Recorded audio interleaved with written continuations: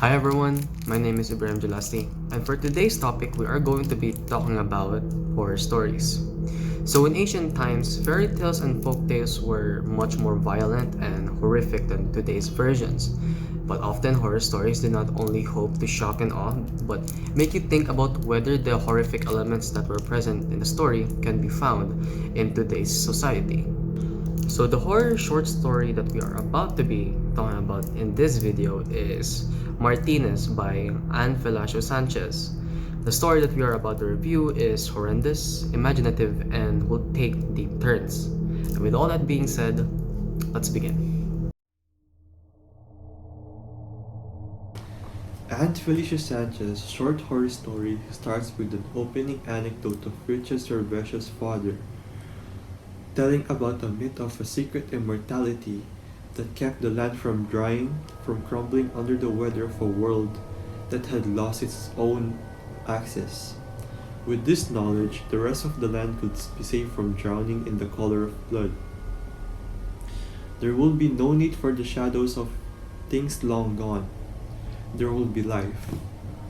And so the story continues with Richard and his cousin, Totoy, driving a grimy owner-type jeep on its way to an isolated forest, which was once a village in the jungle of Batangas. Richard, who was 25 years old corporate speech trainer, suffering from a quarter-life crisis after being told a lousy motivational speaker by his boss for the fifth time.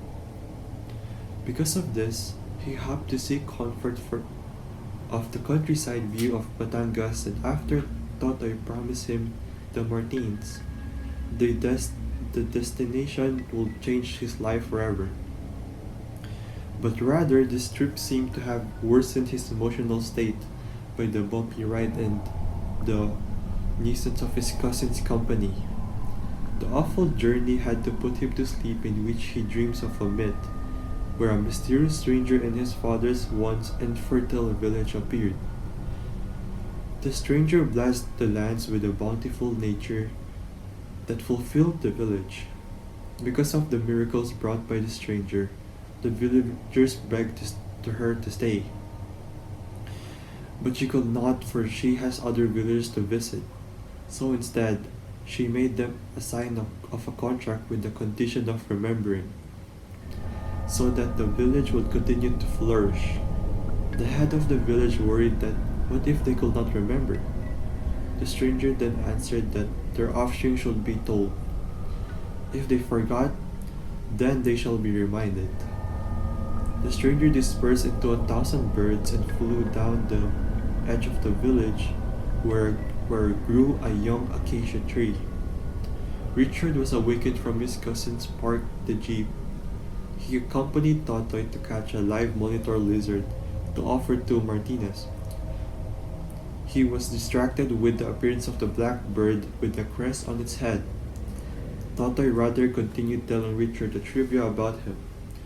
Being the oldest in their generation next to Tata Onsing, their great-grandfather who was dying.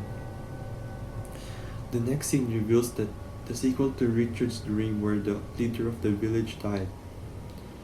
The villagers turned to the oldest, youngest of the members of his family, who could remember that must take the ancestor's place as keeper of the burden remembering. The village lived in abundance until one day, the last person who could remember died. Everyone came to forget until no one could come up with the burden. When they would not fulfill the contract, tragedy began to torment the villagers, so strong that the waters colored the rocks with blood. The strangers returned and bestowed his final gift. She called to one of the blackbirds in the acacia tree, snipped its tongue, and declared that this is how they shall be reminded. If the contract is broken once again, the stranger promised to come back to drain the land. The mystery unfolds as Richard and Totoy draw deeper into the forest. As they wander along the forest, Totoy keeps staring that Richard doesn't know anything. Richard perplexly about the place, and his family history alters as he comes to realize the disturbing darkness of the forest. When they approached a large acacia tree, where dwelled the 1,000 blackbirds, Toto explains that these birds are called martini. When they are young, people can teach them to speak by snipping their tongues bit by bit. The detail of the place and the myth, the red rocks, the acacia tree, the martinis. The oldest of the young must take up the burden. Memory is a fragile thing. Unlock the horrifying mystery of his destiny. Richard was about to run away when Totoy hit him with the steel, knocking him unconscious. Later, he wakes up in the darkness with his arms and feet pounded. He asked Totoy for light, and then he saw the remains of a lizard, fed by the Martinez, and Tata Onsing moaning in pain, welcoming his death. Totoy left the place, leaving Richard behind. The bird fed on its knees, making him cry in pain, causing him to open his mouth, and the bird snipped his tongue. The Martinez bent his ear and spoke of the secret memory. The first question is, what does Martinez symbolize? Martinez is either the black bird or the place in Batangas where Richard and Toto had traveled to in the story. But in the context of the story's title, we are referring to the black bird, which seems to be the stranger's messenger that sends the oldest of the youngest generation to snip their tongue in order to remember. Technically, Martinez does not symbolize death. The second question is, what do you think of the stranger? Is she similar to any other character in Filipino folklore or superstition? My answer is, in the Filipino folklore, encantos are the closest creatures similar to the stranger in the forest. Like the stranger in the story, encantos are nature spirits known for which they are extreme malignant effects, or an overwhelming influence of luck. According to myths and the folklore, encantos serve as a spirit guardian of a certain place, especially the forest. Sometimes they dwell on these places, such a large and imminent trees like the acacia tree and the balete, which serve as a portal to another dimension. The encantos tend to curse humans who are disturbed the place where they guard or dwell. In Sanchez's character, the stranger blessed the barren land with the abundance of nature that brought a bountiful living to the villagers, in which encantos do the same, bringing certain people on an influence of luck. The villagers, however, suffered from a great catastrophe when none of the villagers could satisfy the contract. Sometimes, encantos such as Nuno Sapunso, also known as elves, give condition to be fulfilled when a certain favor is done in order for the luck to keep functioning. The third question, what aspect of the story did you find the most horrifying and why? For me, the scene where Richard was already tied and Totoy already left him for the bird to make a feast out of him was really scary. When he realized that he will take up the burden of being reminded of the forgotten memory, he wanted to run away, but it was too late. The Martinez birds was feeding on his knees, and he shouted out of pain. The moment he opened his mouth, they snipped out his song, and then the bird leaned in to whisper the secret memory. The fourth question, what is the importance of the Richards family to the village? The importance of the Servacio clan to the village led to Richard's fate. His clan was one of the strongest of the families to ever dwell in the village, that had received the blessing and the contract of the stranger. Therefore, the Servacio clan are one who should continue the tradition, which has passed from many generations. This tradition of remembering has been very important to the Servacio clan. That's why the long disconnected Richard had to be reminded of his past and destiny.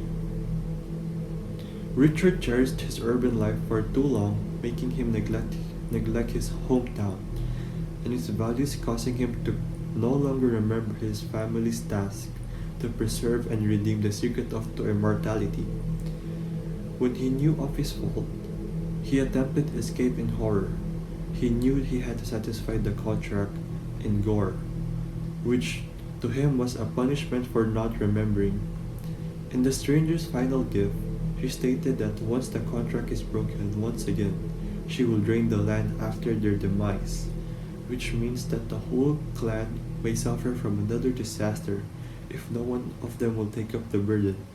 Richard, being the oldest of the newest generation, has the obligation to fulfill the contract in order to save his family from another tragedy. That's all. Thank you. So, of course, after reading a story, there's always going to be a motivation behind the story. And there are some motivational questions that we're going to be answered. So, the first one is, how do people from Manila feel about those living in the province? Are there any tensions between them? Well, I have not been in much in the Philippines. Despite being a pure Filipino, I was actually born in a different country. Although I think that people in Manila are different from the people living in the province despite being in the same country. Because Manila is an urban community. The people living in the province are living in a rural community.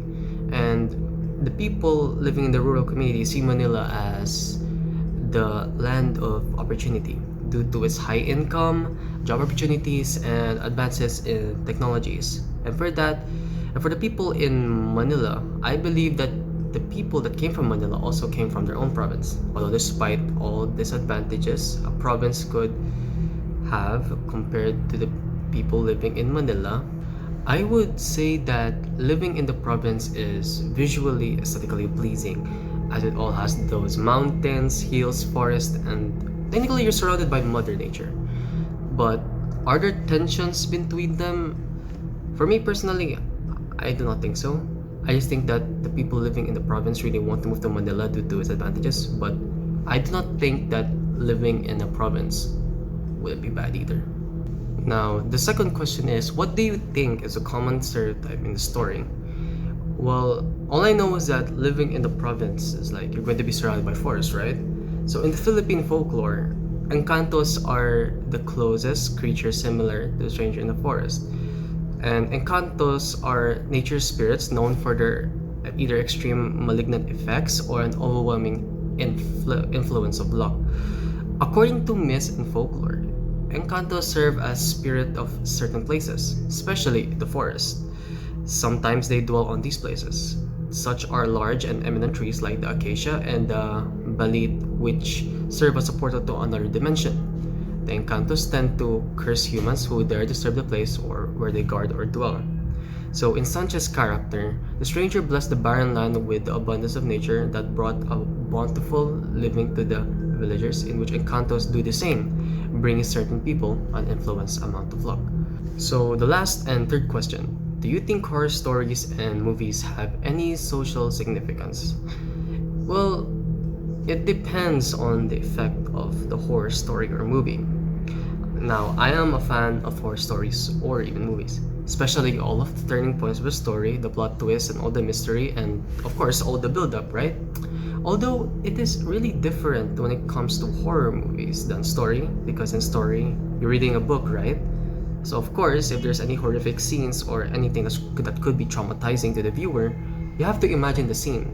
Meanwhile, in movies, it is portrayed visually. The scene can be horrific and traumatizing. But does it have a social significance? Yes or no?